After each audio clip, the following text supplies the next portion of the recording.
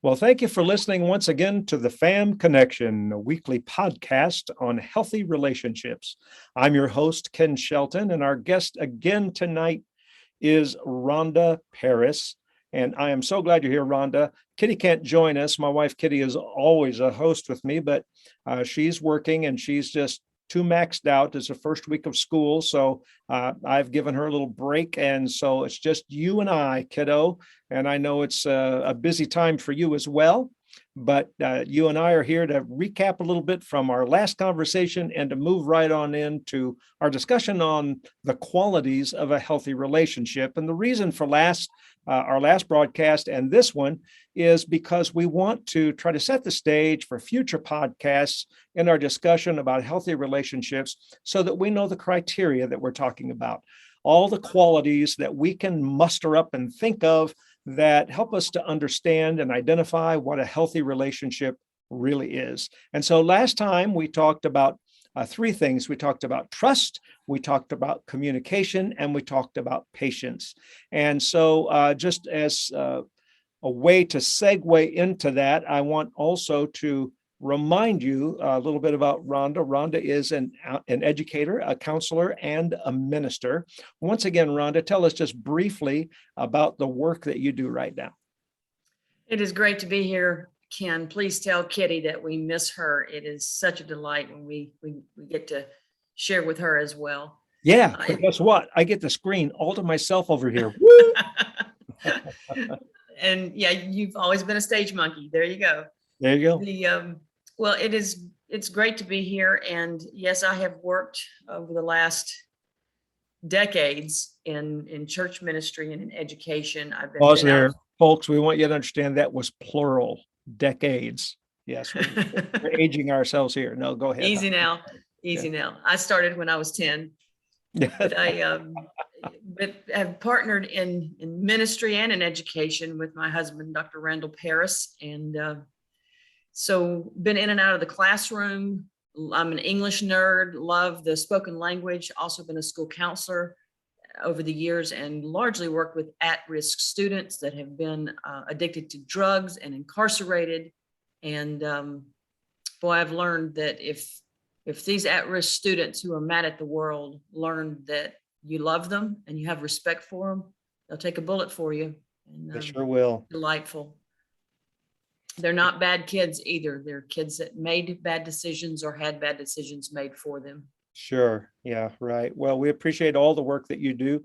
And just a reminder to our listeners that you work with a wide range of ages. You work with middle schoolers all the way up through college age, and you also participate in a program called Walking Worthy from time to time.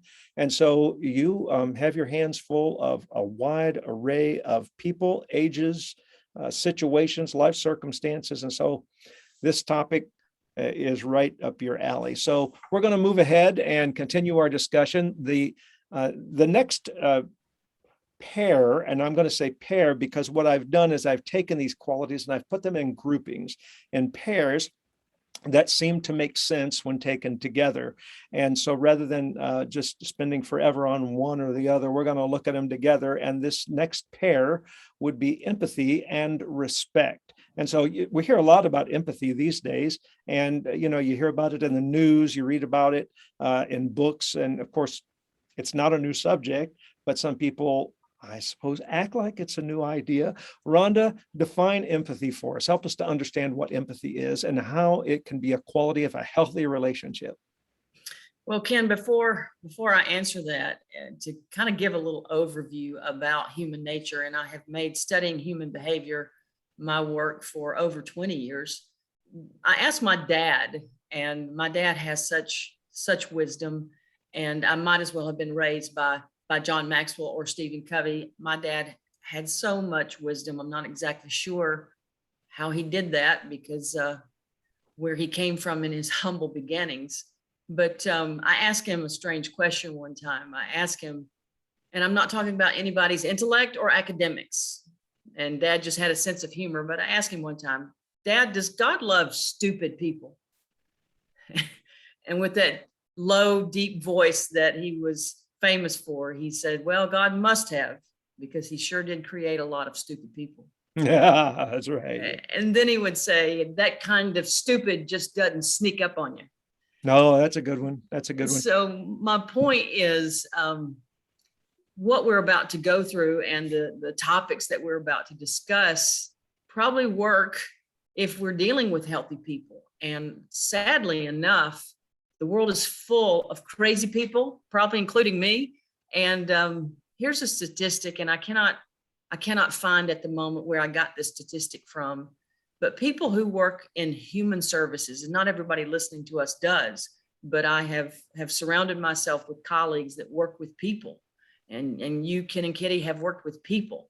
So anybody who works with people, who is that? That's counselors, pastors, social workers, police officers, firemen, doctors, anybody in the healthcare. The statistics. Don't forget Indian Chief. That Indian Chief is in there. You go. Thanks.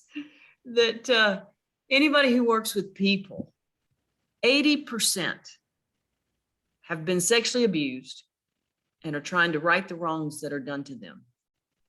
And so I often say, with some of the training that I've done, and I've trained teachers, I've trained leaders in the church and in the educational world, that if we get help and grow and get counseling ourselves and do some self-growth, we can become a part of the solution. But if we do not get the help that we need, we can become a part of the problem and end up with our name in the headlines. And that's why police officers go bad, teachers go bad, pastors go bad. And so this is very important and a topic that's passionate to me, of how to grow and be healthy in our relationships. And so, yeah, when we talk about empathy, let me give a kind of overarching before I answer about empathy. And if you want me to hush a minute and let you jump in on any of this. Well, I will just say one thing, and that is there's a great old Russ Taff song. And it starts out with this line, "I hear you have a soft spot for fools and little children." And I'm glad, because I've been both of those. So add that with your dads. I love that. Well, what I'm about to say may not land too well. So if it's offensive, I'm not trying to be offensive, but it may not land too well at first when people hear it, but maybe they can churn it over and work it out in their minds. But my husband and I have some incredible partnerships, and we have a partnership with the Great Commandment Network. And the Great Commandment Network is based in Genesis.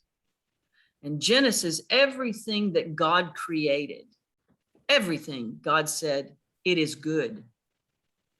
But then there was one thing that he created when he created Adam and Eve. When he created Adam, he said, it is not good.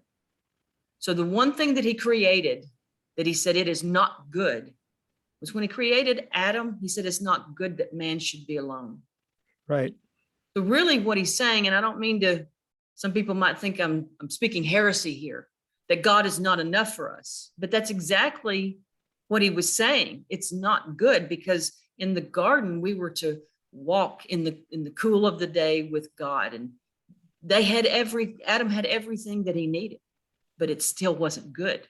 So what he's saying is we need God and we need each other. And he was talking about that in the context of marriage with Adam and Eve. So think about how important and why relationships and love drive us. It's the source of our movies.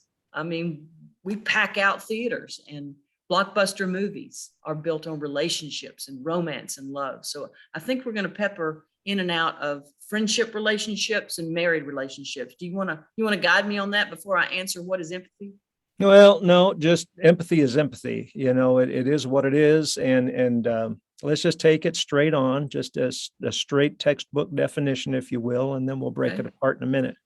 Well, I guess my question is, are we dancing our conversation in and out of friendship relationships or marriage or parent to child relationships, or all the above?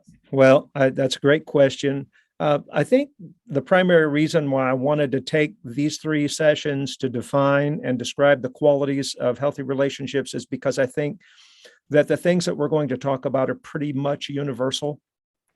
So I think it applies on all levels. It might apply differently in certain situations, but it applies.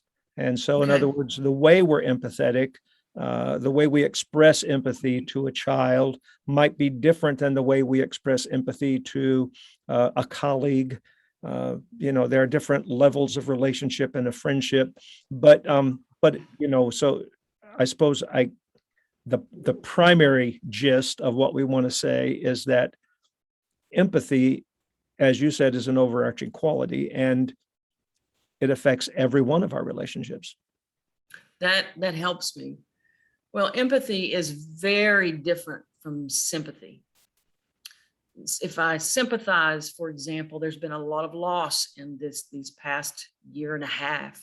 There's been a lot of loss, and we can say I sympathize with someone's loss, especially if they've lost someone to COVID or something like that. I can be sad for them, but to empathize is completely different. Empathy probably could be used more as a verb, although it's not a verb. But there's three kinds of empathy. There's cognitive empathy, emotional empathy, and then empathetic concern.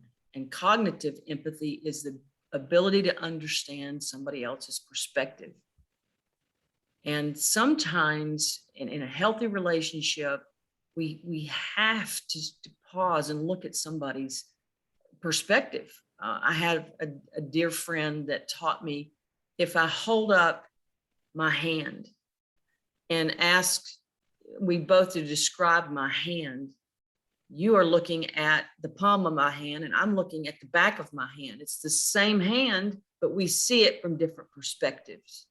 And so empathy is the ability to see from different perspective. And that could open up a whole can of worms about narcissism, someone who is not able to see from a different perspective. And then there's emotional empathy, the ability to physically feel what another person feels. And Ken, I've heard you at times say when you've cared for those you love, sometimes it impacts you physically because you feel it in your gut and in your heart. And then finally, the third is empathetic concern, the ability to sense what another needs from you, to pick up on their cues. That's great. That's really great. And I think it's married very well to this other quality that we've mentioned alongside of it, and that is respect. I mean, there's no way that you can have a proper respect for another person.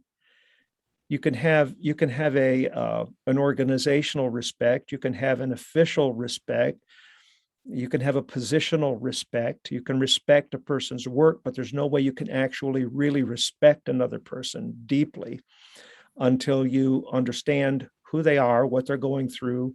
You put yourself in their shoes. You may or may not feel what they feel, but you have an awareness of what they're going through. Would you say that's correct?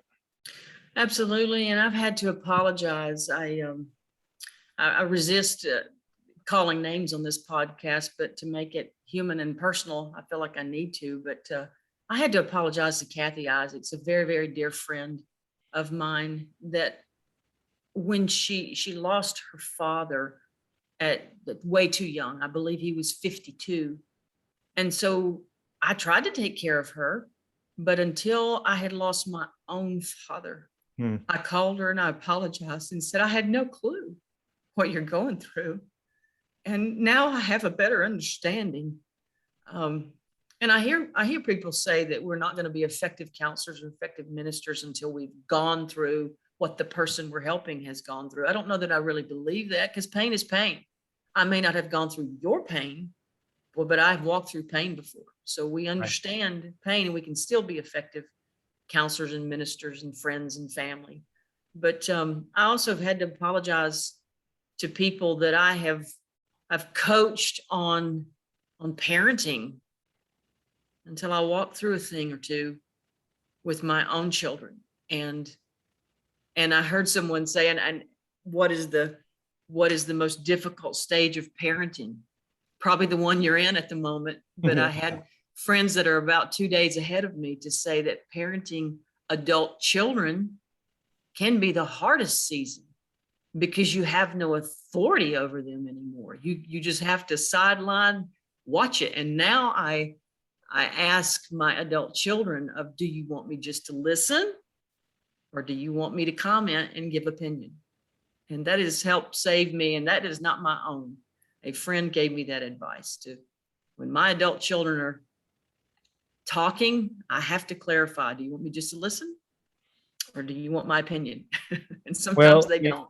you know, we mentioned decades earlier, and I've lived a little bit longer than you have. And so what that means is that some people look at me as a father. In the church world, sometimes a person will come along and ask me, will you be my spiritual father? And I'm always a bit shy and reluctant around that subject, because to me, that can go 1,000 different directions.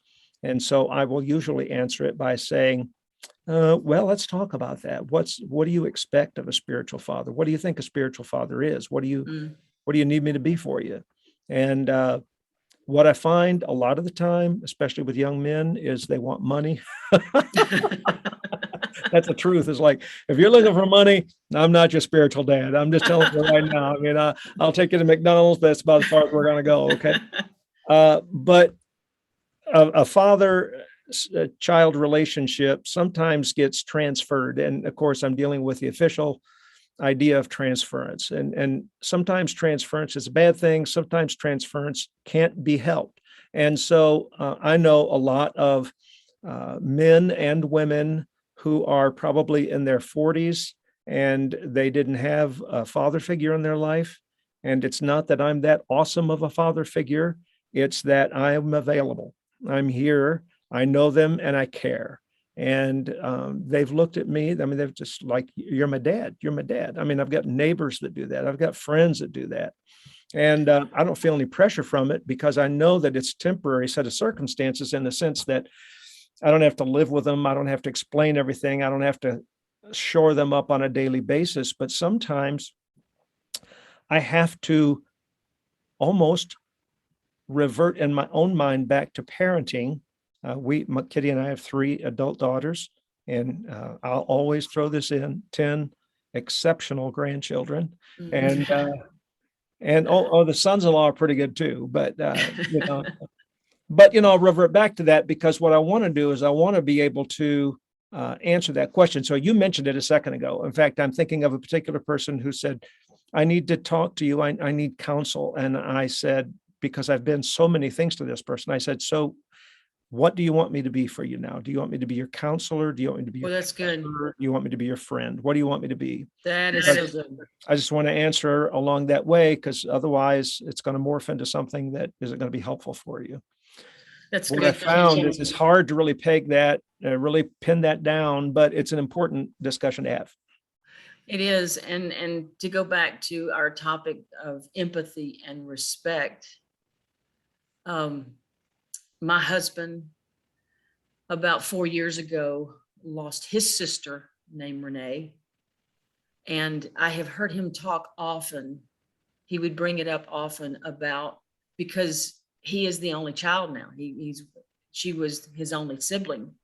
And so he would say, I need to pick up the phone and call Renee, because she's the only one who would remember this in elementary school, that a part of his history was gone. And I think I sympathize with that, but now I have empathy for that, because now at last November, I lost my sister named Renee.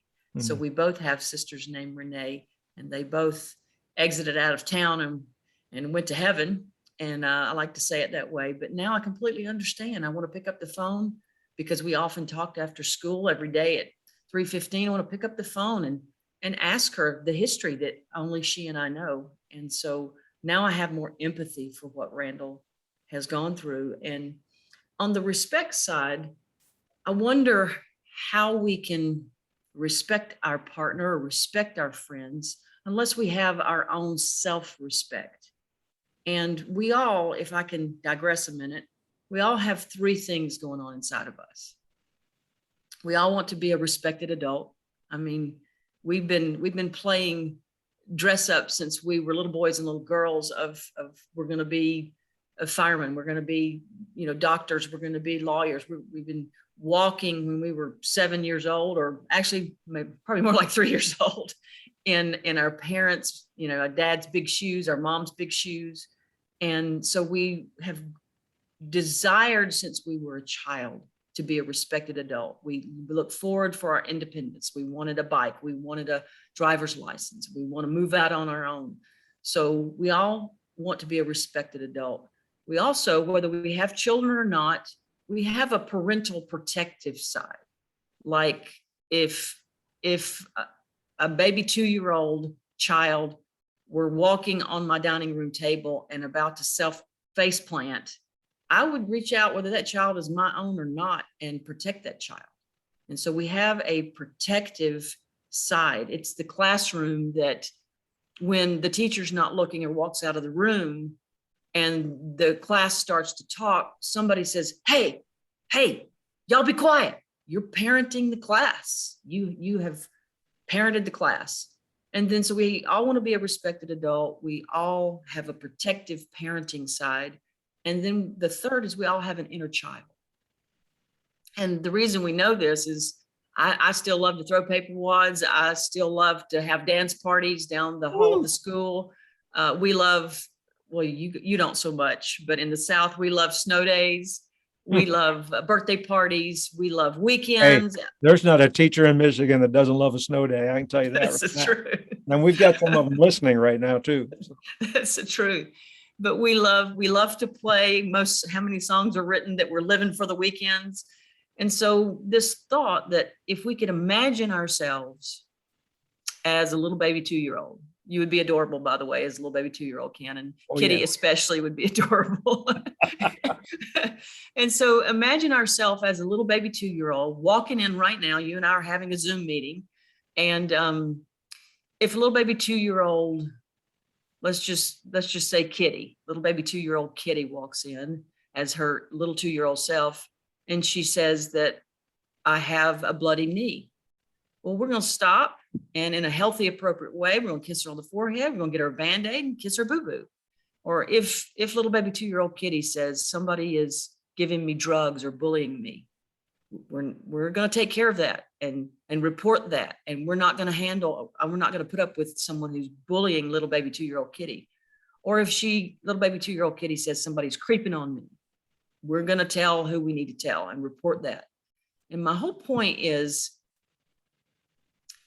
what does the little baby 2-year-old in us need? If we don't take care of the inner child in us, we become our own neglect and our own abuser.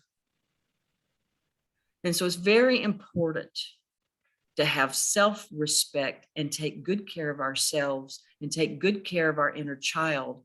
And we talked last time about the scripture, above all else, make it top priority, guard your heart and keep it fully loving, fully trusting. That doesn't mean build a wall. It means keep it fully loving, fully trusting. What happened to us? Ken, what happened to us that we have such walls? And I work a lot with young adults.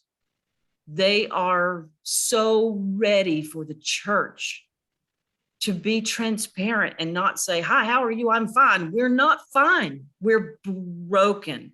We're in crisis. We're in trauma. We have post-traumatic stress syndrome. We can't sleep at night. We're a mess. Ken, what happened to us? Well, we've personalized. We have taken on ourselves the idea of our Sunday best. That's my answer. So as far as the church goes, we have intentionally chosen the Sunday best. The reason is, I think the church does a lot of good things. One of the great things that a church does is it gives, when you're part of a church family, it gives you an opportunity to dress up, put your nice clothes on. Well, people don't do that so much anymore, but put your nice clothes on and show up at a place where other people have their nice clothes on, and smile and shake a hand and use your manners and be friendly and do all those things and bring forth an appearance. And that's not all bad. Actually, it serves a great purpose because it calls those things up in us. The downside of that is that we're there too infrequently. And so what happens is we never get a chance to live that out fully so that people see the flip side of it and know that you can still put on your Sunday best and be struggling.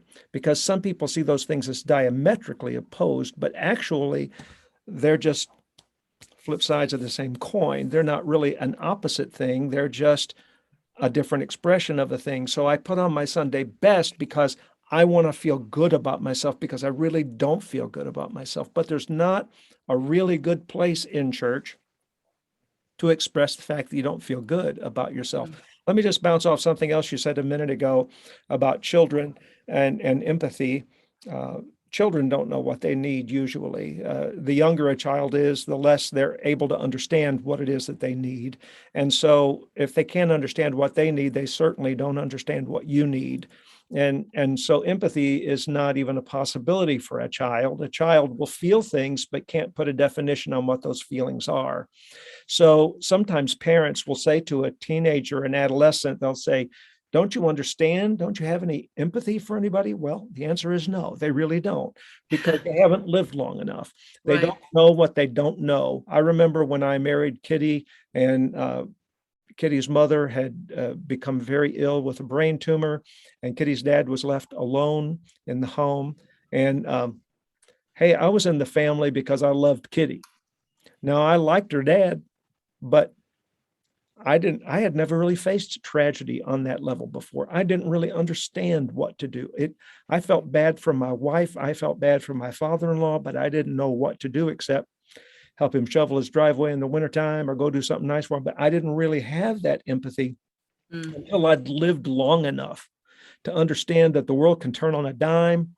And my one of my daughter's mother and father-in-law were going down the road the other day, headed over to the opposite side of Michigan, and they were just following the rules, following the speed limit, doing everything right, had their seatbelts on, driving between the lines, just living life the way you're supposed to live it. And a lady in a truck coming the opposite way decided, for reasons we'll never know, that she should turn left in front of them. She didn't put on a blinker. She didn't slow down. She just turned.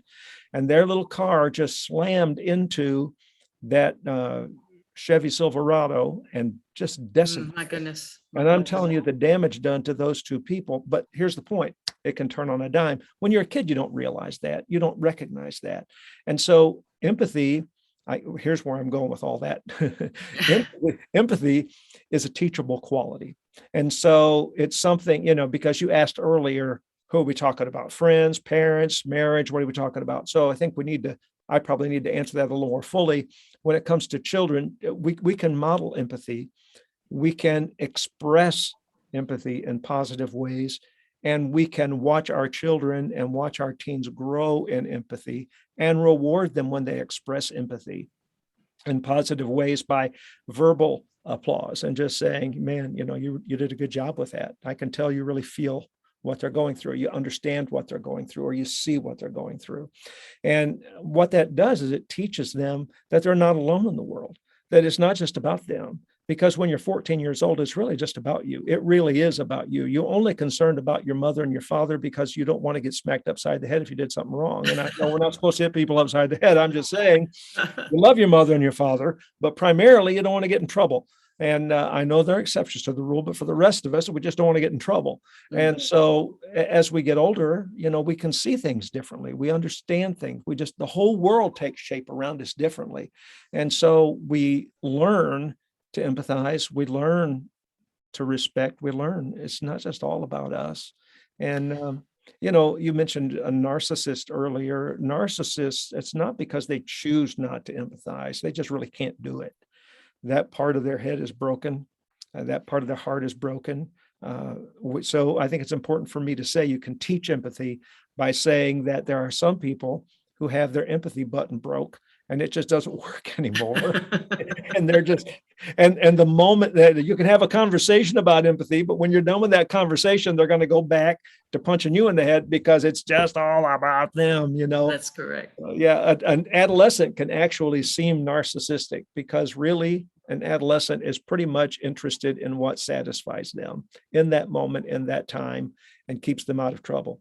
And so anyway, enough about all that. So we've covered empathy and respect, which leads us, I think, seamlessly into the next pair, which is affection and interest.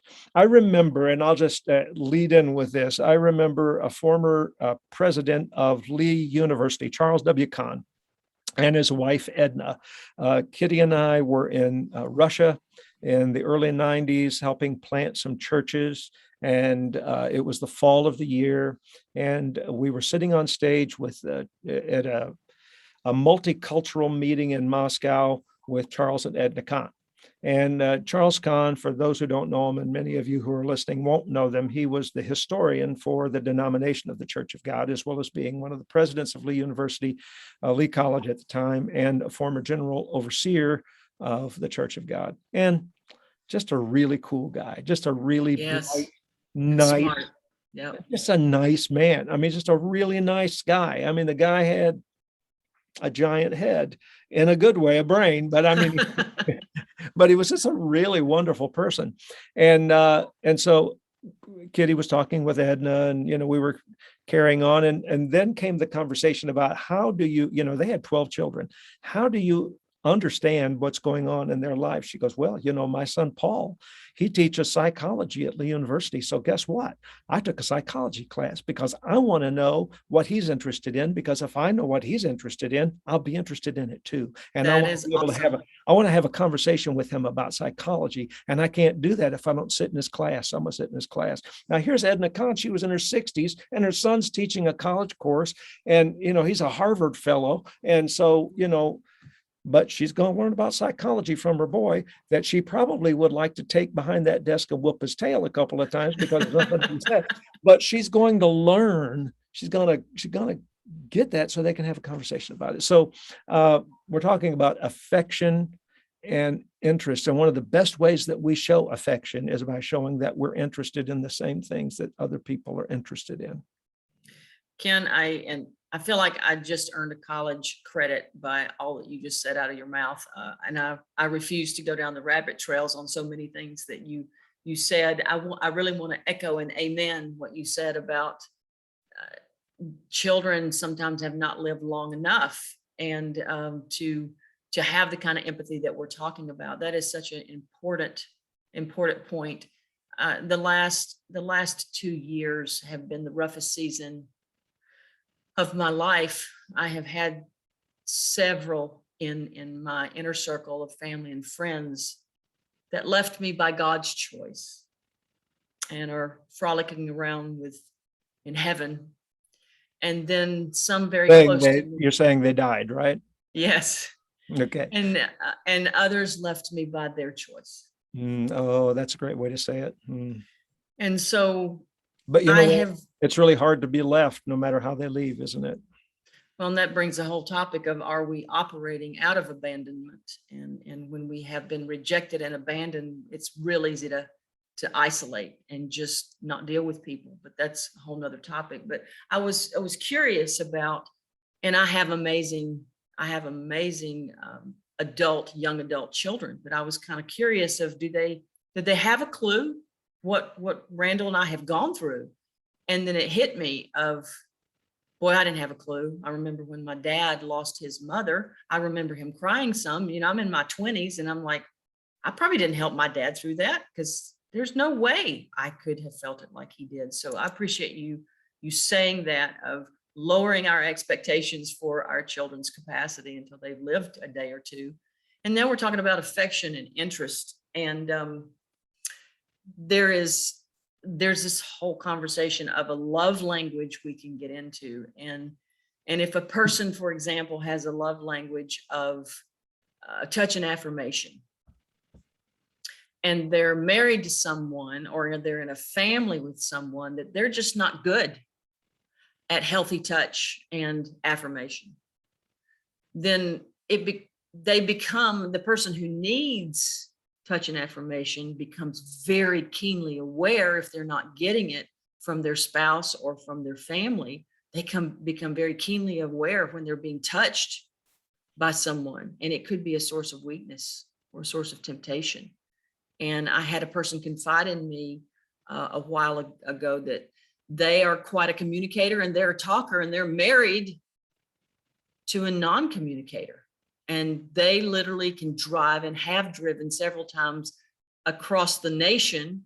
And this person who's telling me this says the spouse can go for hours and not say a word. And so it can become a source of temptation if they run into a person in a social setting of the opposite sex that's a great communicator.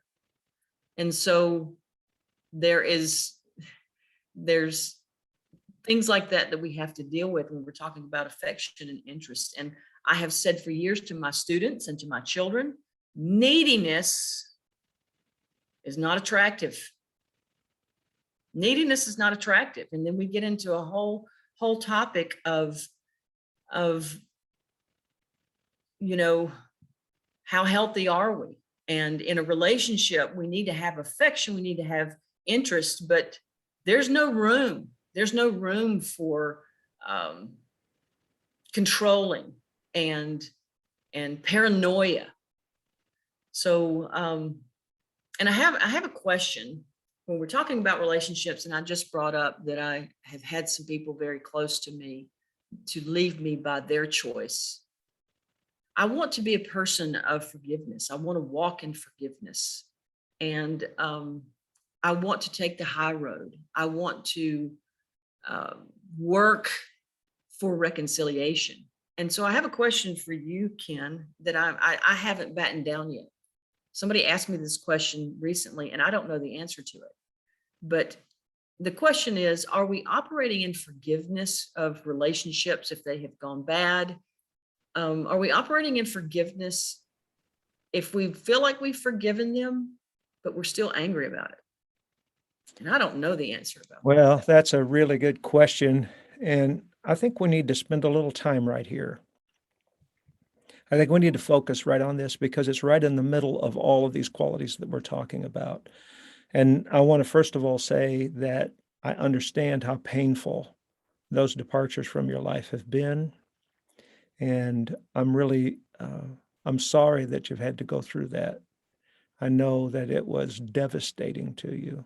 Thank Every you. one of those losses was devastating. Thank And you, of Ken. course, I walked with you through some of those as a friend. I think Let me that, interrupt you and tell me you gave me some of the best advice when navigating through difficult relationships, landmines everywhere that could have blown up in our face. You tangibly, you called me and said, I'm going to ask the Holy Spirit to tangibly interrupt if someone says something that would be harmful. And I have watched that happen at least twice, where conversations were going downhill fast and could be explosive, and the phone rings. And relationship was saved because of that advice and that prayer. You prayed before we would do damage and be dishonoring in our relationships and trying to fix things, that we would be tangibly interrupted by the Holy Spirit. And that has saved me more than once. Thank you for that great advice, Ken. well, you're welcome. I learned it because I'd been interrupted a lot because I often stick my foot in my mouth and say things I shouldn't say and Same. respond too quickly. And I remember a friend telling me, he said, if I feel like I have something I need to say to somebody, I pray and I ask the Lord to create the opportunity. That's good. And it was from that I felt that I needed to do the opposite and to say, Lord, I need you to interrupt me before I stick my foot in my mouth again. So I will answer your question about forgiveness the best that I know how. There is a Catholic priest by the name of Father Patrick Brennan who wrote a book on forgiveness, and he made a very simple statement that has helped me so much. He said, in essence, that forgiveness doesn't happen all at once. We can only forgive to the extent that we're able to recall and function in that recollection. So when I recall a misdeed, when I recall an offense that's done to me, I'm only able to operate in forgiveness on the layer that my emotions and my memory and my proximity to that person allow me to forgive. Because sometimes I'm so close in proximity to a person, I'm never given a break. You see what I'm saying? I'm just Yes. close. I'm never given a break. I'm never given a chance to heal. I'm never given a chance to get over it in that way. Now, I'll say one more thing. I really think that, and of course, you and I share a faith. We're Pentecostals, and for those of you that don't know what that is, just use your imagination. And so,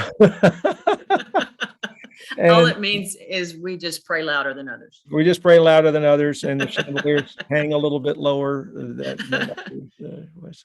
But anyway, I think that for us, we have sort of denigrated the idea of ritual. We are more spontaneous in our worship.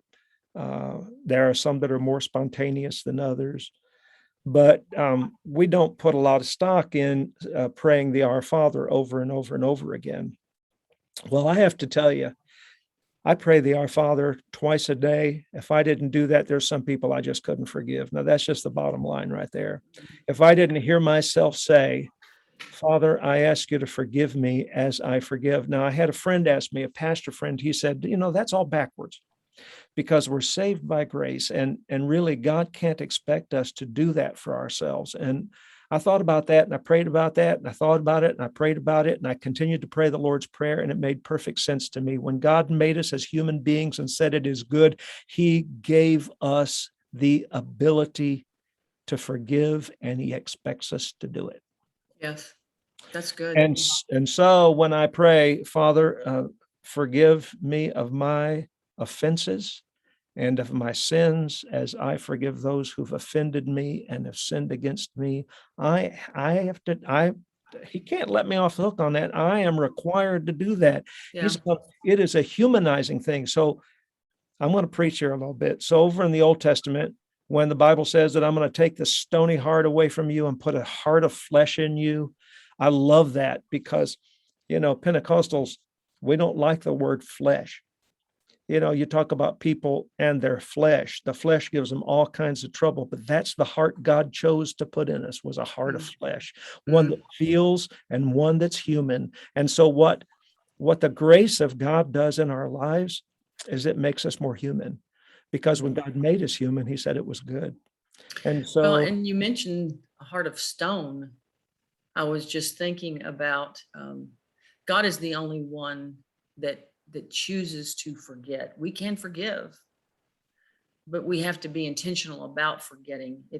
We can't really forget, but we have to, number one, confess it, talk about it, and then think on things of good report. James chapter 5 says, there is no healing without confession. Confess your faults, confess your hurts, confess one to another. Why? That you might be healed. There's no healing without talking about it. I think we have to talk about it and then move past it. But but it's sometimes hard to forget, but we cannot get stuck and dwell on it. That's just good stuff. Yeah, no, I got to tell you though, I think it's God's grace that we don't forget. Oh, you mentioned the heart of stone. May we also drop our stones. Yeah. May we drop our stones out of our hand, because who here is without sin? Cast the first stone. May we drop our stones. I'm going to close this podcast session, and we'll have another one that will follow up with some more of these qualities. But I will close this by saying that I'm going to really be careful how I say this here. Taking a shower is a right-brained activity. Okay. Because you get in the shower and you turn it on and, the water hits you and, you go through your ritual. It's just a shower ritual. Your hair, your shampoo, all the stuff you do, right? How much of And a so, rabbit trail are you going down here? and so what happens in right brain activities, be it a shower, being it a walk that you take, or mowing your lawn, or vacuuming your carpet, those are all right brain activities. So what they do is they sort of put a pause in ourselves and in us, and they allow us to ruminate on things that have been in the back of our minds. That's what I mean by right brain activity. So when I get in the shower every morning, I pray the Lord's Prayer right off the bat. I just do it. And then after I'm done, I pray for everybody in my family, everybody in my friends, everybody in my ministry network. I call their names. And the reason I do that is because if I don't do that, Rhonda, there are about 6 or 7 people in my history that will irritate the living daylights out of me while I'm taking a shower. Their voice is still in my head. It's the daylights out of my cranium. And and Oh I'm my like, goodness. if I don't pray, I know people are listening, probably thinking, boy, that guy is really screwed up. Well, hey, I don't think I'm any different than you guys are. I just think that for me, I don't want to hate those people. I don't want to rehearse it over and over again. And you know what? A lot of the reason that those people irritate me is because I have some failure of my own that approximates their time in my life. In other words, I have some things about that time that I don't like about me. And I certainly have some things about them I don't like. And so what happens is, if I'm not careful, that thing is in the back of my head. If I just let blank space go for a little bit, it'll show up and it'll say, you remember that time? And pretty soon I'm dwelling on that time. And then I'm like, oh God, I just don't like that guy. I never did like that guy. I can see his face right now. Well, the whole thing is that's unnecessary. And what I found, and I know this is probably sounds crazy, but for me, it works. For me, the ritual of praying the Lord's Prayer and calling the names of the people that I love, it matters to me. Here's my closing comment. Okay, so there was a TikTok video recently of some gal by the first name Alaska. I don't know if you saw that video or not, but it circulated all over social media. And this gal was referring to seeing, what's the guy's name that was on The Princess Bride, that was also on Homeland? The big bearded guy that was also on Chicago Hope. I do not know. I had his name just a second ago, but I forgot it. So Princess Bride fans will know it. Okay. So anyway, he made a comment on that movie about grieving over his dad and his dad dying. And she referred to it in her TikTok video because her dad had died. And she wanted to know if he really meant what he said when he said it in the movie, because she had always heard that he meant what he said, that he wanted to see his dad and know what happened to his dad, and wondered what happened to his dad. And he's a practicing Jew. And so it circulated, and a bunch of her friends, I mean, she had like a couple thousand followers, but I mean, thousands upon thousands upon thousands of people circulated that TikTok video and put it on other forms of social media until it wound up on his, and he realized that it was for him. And so we got her on the phone. Wow. And he said, yeah, I meant it. I meant every bit of it. And he starts crying and she starts crying, and they've never met each other. His wife is there with him on his side of the Zoom call, and she's on the other side of the Zoom call, and they're talking about missing their dads. And when it was all over, this is how he ended the phone conversation. He goes, I'd really like to know your real name. If it's Alaska, that's fine, but I'd like to know your name because I pray every day. And I pray for people that are in my life and for people that I've lost because it makes them close to me. And I want to pray for you. Oh, wow. And I thought, wow. I watched that thing and I cried for 30 minutes. I could not stop crying. I sent it to my kids. My kids said, oh, thanks, Dad. I'm getting ready for bed and I can't stop crying. That, my friends, is empathy. I'm going to think of that guy's name. And on the next podcast, I'm going to start by mentioning his name. Rhonda, thank you so much for being with us. This is the Fam Connection. Thanks for listening. Subscribe to this podcast and send it to your friends, because this is the place to be, my friend. The podcast is all about healthy relationships. God bless you. Thanks again, Rhonda, and we'll be in touch shortly. Bye-bye now. Bye-bye.